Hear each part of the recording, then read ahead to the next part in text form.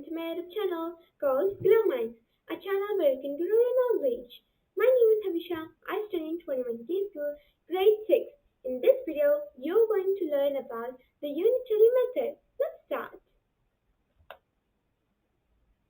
So what does this unitary method mean?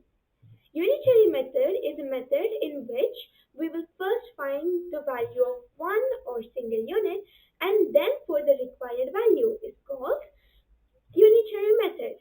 The word unitary means forming a single or uniform entity. The steps to follow to use the unitary method are as follows. Step 1. Identify the facts. Step 2. Identify what has to be found. Step 3. Find the value of a unit by dividing the given numbers in that question. Step 4. Multiply this result with the required units.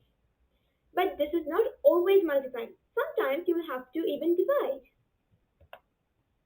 Let me explain you this with the help of an example. The question is, the weight of 90 books is 50 kgs. Find the weight of 180 such books. So the solution will be weight of 90 books, which is 50 kgs. Weight of one book. To find this, we will have to divide 90 by 50, which is 1.8 kg. Now, to find the weight of 180 books, we will have to divide 180 by 1.8.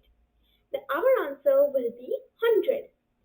Our last statement for this question will be